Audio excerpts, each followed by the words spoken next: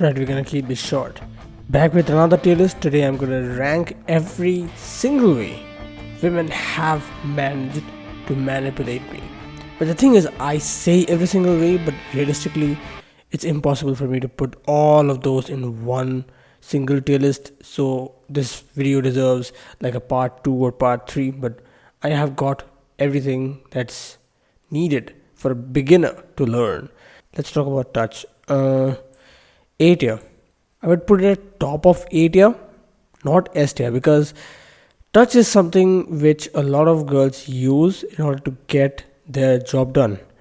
When they have some work for you to do, they're gonna touch your arm. They're gonna maybe even run their hands through your hair. This has happened with me before.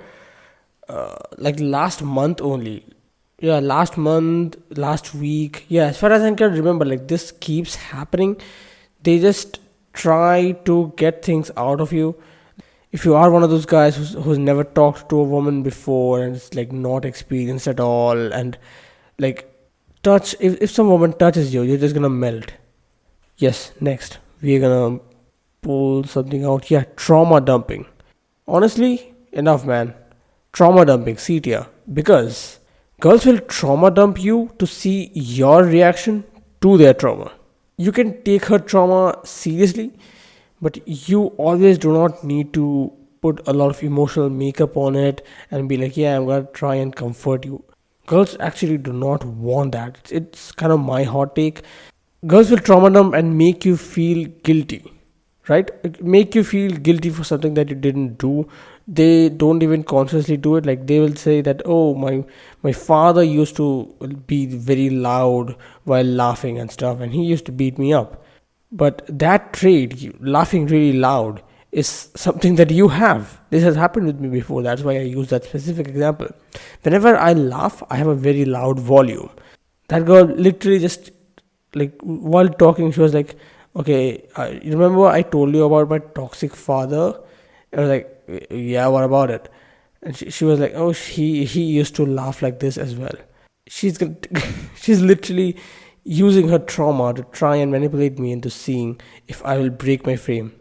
And like, no, I will change my habits. I will change because your father used to do this, and this should not remind you of your father. So just be yourself. Okay, in this situation, just be. This is how you pass this test. Just be yourself. Just calm down. Keep laughing louder. If anything, just repeat that exact behavior which she's talking about. You should never feel guilty of being yourself. Next, desperation test. I'm just gonna select this. Okay, you know what? Let's talk about this first. Raksha Bandhan. Very Indian specific theme. Raksha Bandhan is basically a festival where the sister ties a thread to the brother's hand, and it's like a contract that the brother is going to protect and the sister is going to provide gifts, so on and so forth. I mean, it's basically the establishment of a relationship between a brother and a sister. Girls will actually try to girls will actually try to put a raksha bandhan, like a thread on your hand. Basically, girls will try to brother zone you using this festival, and you're just gonna have to spot it. Okay, it's very easy to spot, but it's very difficult to navigate. So they will use this exact sentence, by the way. What gifts are you getting me for Raksha Bandhan? This has happened like it was the month of June, I think, and those two girls, like, we have a little group chat. Those two girls were literally like, hey, what gifts are you gonna get us for Raksha Bandhan? And my friend is also there. He's like, yeah, like, I'm gonna probably get you this. I don't know, I'm not gonna get you anything because I'm poor and broke. And I was like, why are you replying to that? Because those two girls are literally trying to brother zone you, and it's basically even done by girls who are genuinely, like, romantically interested in you. But make no mistake, because this is just a manipulation tactic. If you bend your knee to their attempts at brother zoning you, then they will brother zone you. If you do not bend your knee, which is very hard to do, but I'm going to tell you the only one thing that actually worked here. If you do not bend your knee, their attraction for you will just go through the roof, because they will realize that, okay, you can't brother zone this guy, and this guy has his own personality. You can't just make him do anything. just because you want to. Honestly, just when she asks, "Hey, what gift are you getting me for Raksha Bandhan?" It's gonna make the situation so awkward, and you will think that either I should respond with, "Yeah, I'm gonna get you this gift," or whatever you say to her is gonna reveal your interest. It's a very powerful move by the women. I gotta hand it to them. It's S tier. But the one thing that you can do here is say, "Hey, chill out. Raksha Bandhan is like 4 months or 6 months into the future. Stop thinking about it." Once you say that, boom, change the topic to something else. Let's go grab a sandwich next Friday. Something like that. Just change the topic. If Raksha Bandhan is not 6 months later, you're just gonna say, "Oh, it's like 2 days later. We'll think about it then. Let's go out, hang out tomorrow." Something like that. Now you have to use discernment here, because this might not be a manipulation tactic. This might be her genuinely brother zoning you. Usually, if she's talking about Raksha Bandhan like 3 or 4 months or 6 months before the Raksha Bandhan event, then she's not trying to brother zone you. She's just trying to manipulate you into you revealing your interest for her, or you accepting the terms of the brother zone. But if Raksha Bandhan is close by, then chances are she's just trying to brother zone you, bro. Next, we got ignoring. Honestly, beat it. It's not that strong anymore, because I've experienced this so much. And this keeps happening, by the way. Like, this is so common, bro. This is basically ignoring in real life and in text as well. So a lot of people rank these things separately, like ignoring on text and ignoring in real life. I think both are pretty much weak at the same time. So B tier. A girl will literally be like, "Yeah, I'm gonna talk to you every single day, and we're gonna meet up, we're gonna have some fun," and then after that, she's just gonna be like, every single time you arrange a hangout, she's like, "Oh no, I have to go home." Every single time you arrange another hangout, she's like, "Oh no, I can't go because I've got this random work." Like, whose grandmother stays sick for the entire year, and exactly on the dates when I am like planning something out, planning a hangout, the grandmother just gets sick? Like, stop it, bro. Like, it's very easy to spot. If you just don't want to go, don't go, because women are actually ashamed of telling you that they don't want to hang out with you. It's like a social etiquette thing, and so they will just try to ignore you. Another way of ignoring that they do is like pulling away. This is when they will just this also keeps happening. This happens because she's just trying to test you and your interest level. If she pulls away, if she starts ignoring you, then the natural response of most guys is gonna be, "Hey, are you ignoring me? Why?" Like, they will just start double texting. They will start reaching out for no reason out of the blue. Uh, and then once you reveal your interest level, once you reveal to her that you're head over heels, then boom, all the attraction will be gone, because girls prefer guys who don't want them. Get something random again. Okay, this is a very powerful move. Purity area. It's actually very powerful. Purity cards, especially the high value guys in the chat. Like, give your attendance in the chat. Purity is basically twofold. Either they're gonna test you for purity, or they are gonna project themselves for purity. Let me explain the both. The first one is straightforward to explain. They're just gonna see if you are pure, and they will hate pure. Once you establish that you are pure and you are not talking to any other girls and you are just monogamous, then boom, all attraction will be gone, because you are not pre-selected. They will give you random tests like, "Oh, I bet you are a player," or "I bet you do this with all the other girls," or something like that. And when you reply with, "Oh no, I do this only with you," or "I promise I'm not a player, I'm here for you all the time," and then she's also gonna be like, in emotional seasons, even when she's literally crying, she's gonna be like, "Hey, I hope you're always gonna be there for me," and you're gonna obviously reply with, "Yeah, I will be there for you, no problem." Dude, even when they're trauma dumping and crying, they are trying to manipulate you. Your reply in this situation would be, "I don't know, I could be busy, I might not be there for you." Let's be realistic. I wouldn't lie. This is just what's real. This is what you're gonna say, even if she's crying, bro. The second type of purity is when she will project herself to be purer than she is.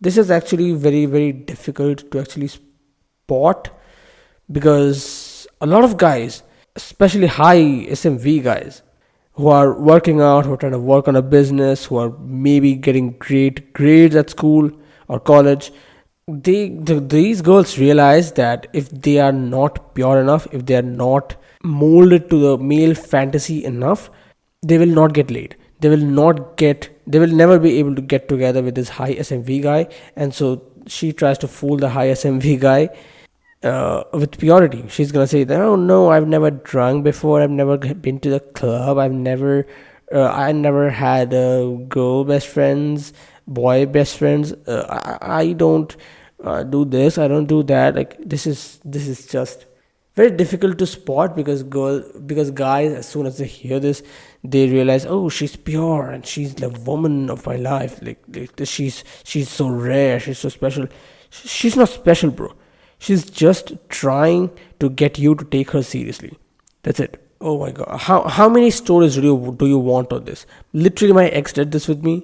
Like she manipulated me into taking her seriously and taking and accepting her request, accepting her proposal. This is just so stupid and very easy to spot these days, but still very powerful. Next, we got contrasting expressions. No red pill YouTuber is talking about this.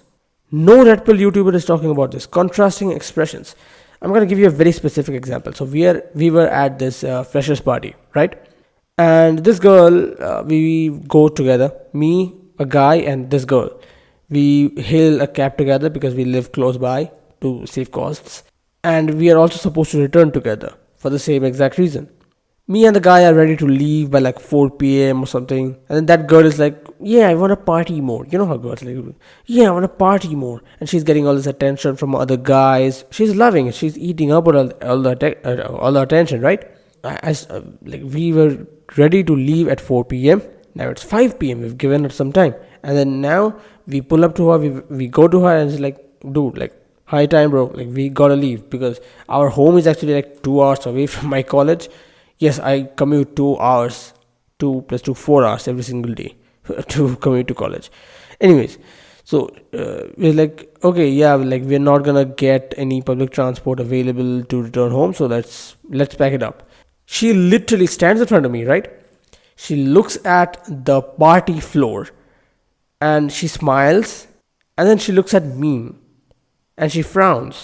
She literally moves her face muscles to create contrasting expressions to show that she is more going to, like, she's going to enjoy more in the party than with me. This is so powerful, and honestly it's very subtle as well, especially in party environments where you can't really see the face very clearly. It's dark and stuff. It's very powerful. It's very, very, very, very, very powerful because it gives you a subconscious message inside your brain. It plays directly with the internals of your mind.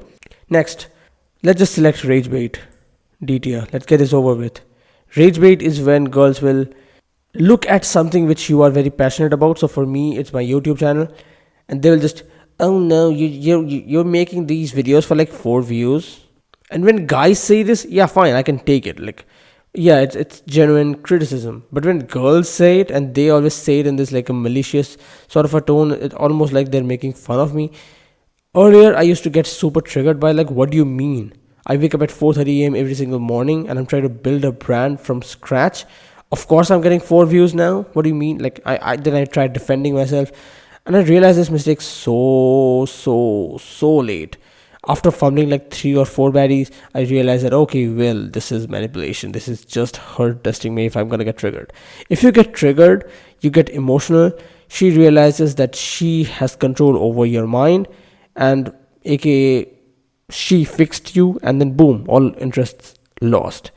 If you hold your ground and you're like, I don't care, say whatever you want. It's just words spoken from a dumb mouth, anyways. She's just gonna you pass the test basically. Interest levels through the roof. Very easy to spot, very easy to avoid. Most guys actually they don't even try to avoid this. It just happens. It's like a first level thing. Next, we got stealing frame. Now, a lot of people are actually confused with stealing frame. What does it mean? It could mean a variety of different things. I can't give you a very specific example and say that, okay, that is stealing frame. because stealing fame is basically her trying to steal importance away from you and put it on her. And it's very easy for her to do this because she's a woman, she's a girl. This happened yesterday actually. We were let me actually frame the story properly. Yeah, I just remember the full story. I kind of forgot about it. So we sitting there. Classes are over at college, and one girl is eating her tiffin. Okay, and the tiffin is fruits. It's pineapple. Pineapple slices. She's just eating that, and I'm like, yeah, I love pineapple. Can I have some? And she's like, yeah, fine. And I just grab one, eat it. Grab another one. Ask her, of course, before grabbing another one, eat it. And towards the end, like we discuss, everybody discusses. I got allergies about pineapple. You know how these dumb conversations are like. I got allergies, and oh no, this makes me sick. Oh, I love pineapple. Like, like dumb conversations between friends. And then she's like, "Do you want to eat some more pineapples?" Now, a normal mind would be like, "Yeah, thanks, sure." But in her mind, she's thinking, "Okay, I gave this beggar some food." She's literally gonna think exactly that. Especially if she has been running this hot and cold, this sort of ignoring sort of a game on you before, like she was stealing frame using simple, very difficult to spot tactics like this, like literally offering tiffin is like in her mind she's gonna think, yeah, I'm just offering some food to this beggar who needs me. Next, we got desperation tests. I don't know why I put this into this tier list actually, because any of these could be desperation tests. Raksha Bandhan thing, desperation test. Touch, purity, all these things could be desperation tests. Jealousy tests, I'm just gonna do the ranking first, C tier. Because it's very easy to spot, and once you spot it, it's very easy to pass. But it's not as simple as rage baits. You need some more intelligence to spot jealousy tests. Basically, she's just gonna start talking about other guys, or she's gonna start shipping you with other girls. Okay, either she is gonna portray as she is the jealous one. In that case, if you have some interest in her, you're gonna be like, oh no, like, okay, I'm gonna stop hanging out with her, which is stupid. Like, why would you do that? Or the jealousy will be put on you. It's like, yeah, I'm talking to this other guy. In either case, it's very easy to pass. You just stand your ground and pretend to not be jealous, or when she's acting to be jealous, pretend to not care. Simple as that. And the shipping part of jealousy test, it happens so many times with me. The girl will literally just start shipping you with random other girls, like literally randomly picked based on no prior evidence. Like, you sat beside her, that means you're like, no, I sat beside her because that was the only chair available. If you start defending yourself in the situation, by the way, like, gone, everything's gone. You just have to stand your ground, not care. It's like, yeah, fine, so what? It's your opinion, no problem with me. Fine. Next, we got hold my purse. Oh no, my god. Top of S tier. Hold my purse. And it's not just hold my purse. Shout out to YBC Too Cold for teaching me this one, because once I learned this, I realized, oh my god. I fumbled so many baddies because of this alone. Hold my purse. It could be literally hold my umbrella. Yesterday it happened. Can you please hold this umbrella for me? I almost reached out my hand and almost grabbed the umbrella before remembering, oh wait, this is a manipulation tactic. And then I was like, no, just give it to her. How do you spot this kind of a situation? There's a table where she can put the umbrella at. There's a friend, she can ask, her closest friend, she can ask her to hold the umbrella for her, but she's still gonna ask you. If there's other options other than you, which potentially could even be better, so like holding the purse. If there's a table where she can keep the purse at, just ask her to keep it there because she can. You don't need to hold the purse.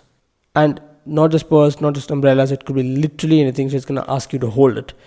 This is basically her testing to see if you are going to bend a knee and become this doormat for her, become this personal assistant for her. So yeah, man, like it's very difficult to spot and navigate through. S tier, top of S tier, because a lot of people are not even going to spot this.